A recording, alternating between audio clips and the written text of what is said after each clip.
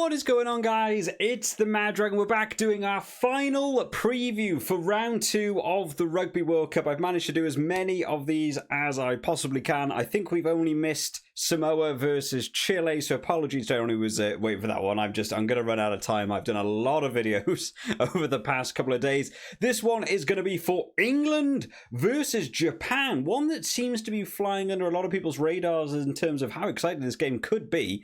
This one for Pool D, in terms of what it means, England last week played Argentina and won that game in one of the most bizarre games of rugby I've ever seen, which puts England in a great opportunity to be able to qualify out of the pool stage. Now, Pool D was sort of awkwardly competitive. Argentina and England were the most likely to get out. Japan and Samoa both looking like they could maybe sneak a win or two here and just manage to qualify out themselves.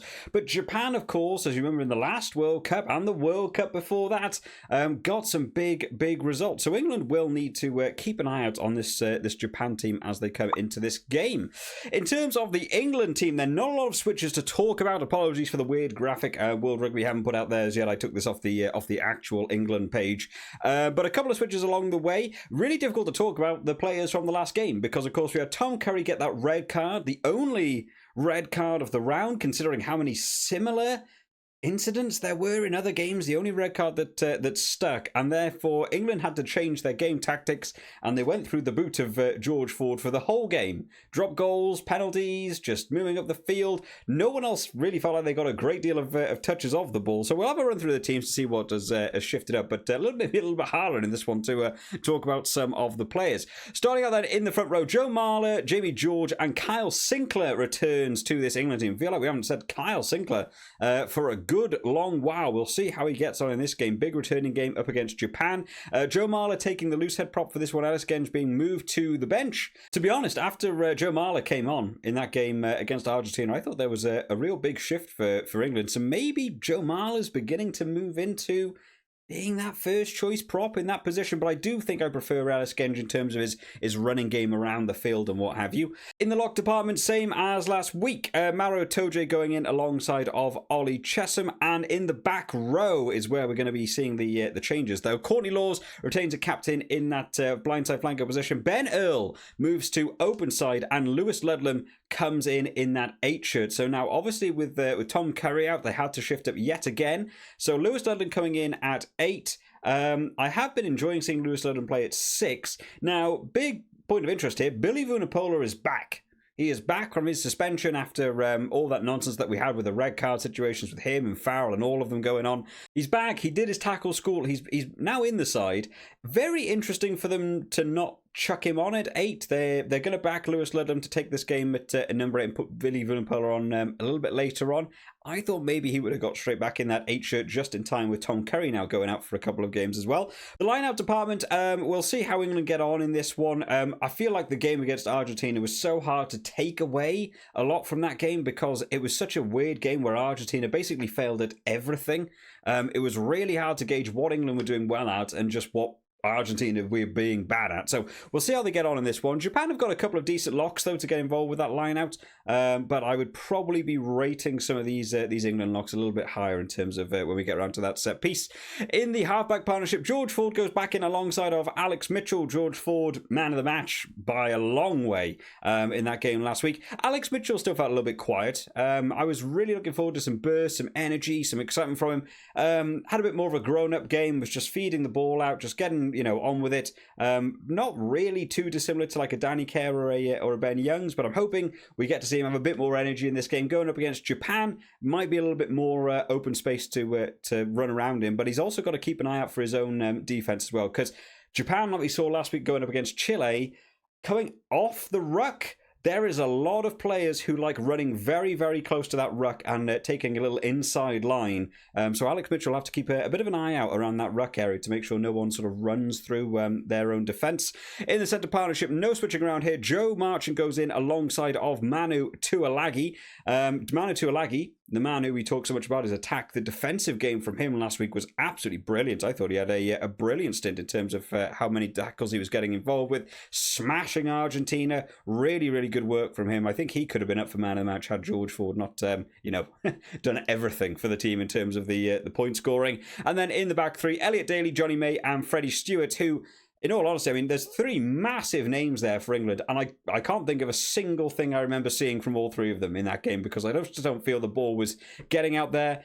George Ford doing an awful lot of high balls. They were contesting in the air, but Argentina had no one, it felt like, to really compete in that area, especially when it got to the second half. So at some point, it felt like England just stopped even chasing it, and they just waited for the knock on, and we'll just take a scrum from it. So hopefully we'll be learning a lot more about where this England team are at going up against Japan, compared to that very weird game against Argentina. In terms of the replacements, Theo Dan goes in alongside of Ellis Genge and Will Stewart. So Ellis Genge, only one to move to the bench this week. Does mean that we have lost Dan Cole now from this lineup. Maybe not impressing people or what have you, or just testing out some different options.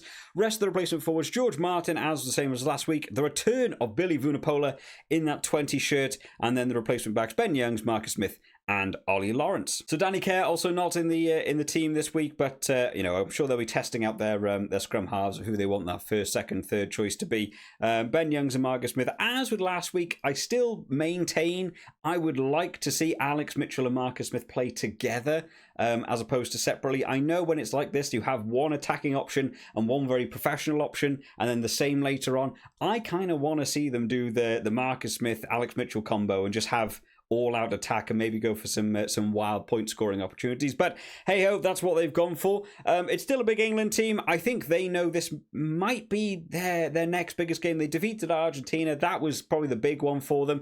Japan and Samoa are bringing two very different styles of rugby. Japan are a team you have to watch out for. Samoa, as we saw with that warm-up game against Ireland, are also going to come at you very physically.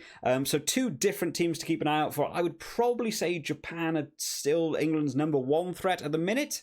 But a lot of you guys I can absolutely see, fairly disagreeing with that and say Samoa are probably their next big competitor. Talking about Japan then, let's move on to talk about Japan, because last week Japan played Chile, a team I've never got to see before and thoroughly enjoyed the game. Chile have got a number of very dangerous attacking backs. The scrum half, the Escobar brothers, the fullback. There was so much going on in terms of that Chilean attack. Japan did take the game pretty comfortably by the end of it, 42 points to 12, right? So 30-point win. The scoreboard looked very good for them, but Chile pushed them a long way into that game, further than I expected them to. So Japan have still got a few things to work on, a few things that are not really working. It's not quite the same team we saw back in 2019 or in that 2015 World Cup, where discipline was so good for them. Everything was so clinical in the way they were organised and structured. It was very formulaic. They knew what they wanted to do. They weren't really messing a lot up. Against Chile, there was a few handling errors, not supporting players at the ruck, individuals just running off on their own and getting tackled and having jackal penalties. It's not quite the same drilled, disciplined team that we've seen in the past. So hopefully shaping up into this one going up against England. In terms of the front row then, only one change in this front row. Inagaki, Hori and Gu will be going in. We've lost Sakate, who was the hooker last week. He's been moved to the bench for this one. In the lock department, Cornelsen and Fakatava, who got 2 tries last week. Had him in my fantasy team, was very glad by his performance. Thought he played really well. Warner Dearns is still on the bench for Japan. I like Warner Dearns and I kind of want to see him play.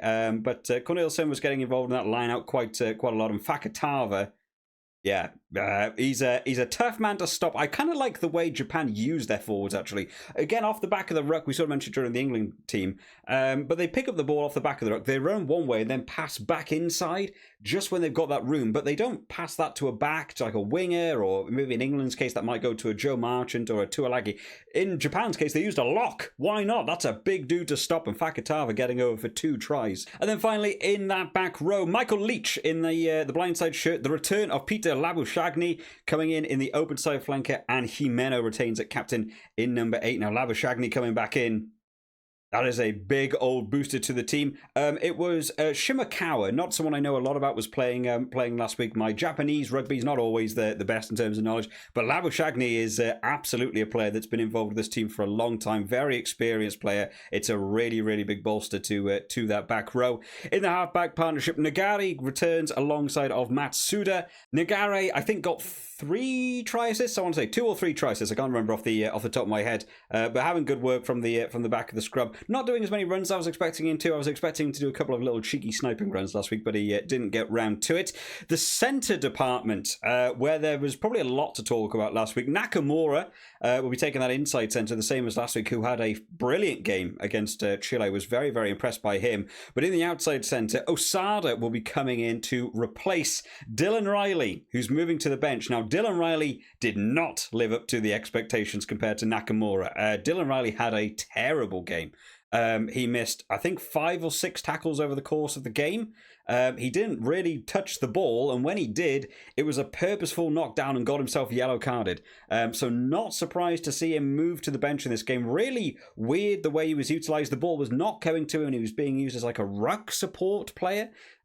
Considering the speed that Dylan Riley has, to not give him the room with the ball in hand was very surprising to me. But yeah, felt like frustration got the better of him in that game. And Osada will be coming in to maybe say, I'll take this 13 shirt if you can't keep your temperament under control. And then finally, in the back 3, Nakabula on the left wing, Matsushima on the right wing, and Masawera coming in on the fullback shirt. So same back 3 as last week again. Not really felt like they were used a great deal. Matsushima was trying hard to get something to work. Again, ball not coming out to him at any decent speed. They weren't shipping it out wide. And every time he got the ball, it felt like he was already being tackled by about 2 men as soon as he got the ball in his hands. And any time that he did manage to find room, he then just got completely isolated. No one really helping him in the breakdown. They'll need to really, gel together against this England team, because England love getting involved in the breakdown, get those jackal penalties, take those easy threes, because apparently that's all George Ford is going to do across this World Cup. And then quickly, in terms of the replacements, then Sakate, Craig Miller, and Ivalu coming in off the replacement bench. A couple of these Japanese names are going to catch me out. I apologise as we go through them. Warner Dearns, as we've already mentioned, alongside of Shimokawa as your replacement forwards. Saito will be coming on as your replacement scrum half at some point, alongside of Dylan Riley, maybe in that second half, and then finally Lemeki coming on later on as well. So a big old Japanese team. I think the changes that have been made to Japan are actually positive changes. It doesn't seem like, as we've seen with a couple of the other teams, where like they're being forced into changes. This feels like they're making changes for all the right reasons. So what do we think in terms of a score prediction? What do we think is going to happen in this game? Well, England are really hard to gauge where they're at. We know George Ford is reliable in kicking. That's what we've taken away from that England versus Argentina game. All those penalties, all those drop goals, take those easy threes. So I don't see England, backing down from just kicking more penalties if the option arises. Chile did sort of show that Japan can be worked around. You can get around that outside on that wing, and you can make some big inroads. So I'm leaning more towards England for this one. And I'm going to say England to win by 12. That's going to be my prediction, guys. That's going to be the final prediction for round 2. I'm going to make sure I get my scores up on the Super Brew as long as all the rest of you do too. I'm really hoping for an awesome round of the World Cup. I'm looking forward to it. I've been so busy making a bunch of videos for you guys. So if you enjoyed this one today, make sure to hit that like button. I'm going to go lie down and have a bit of a nap just before we get round 2. New Zealand versus Namibia this evening. Very, very exciting game. Looking forward to it. And then over the course of the weekend, I'm going to try and do some review videos as and when I sort of see the games. I've got a couple of games lined up that I'm thinking of doing reviews for, and just see how friendly time is on my side, because there's a lot of rugby on the weekend, but I will of course try my best. I hope you've all enjoyed this one today, guys. I'll see you all next time. Bye bye.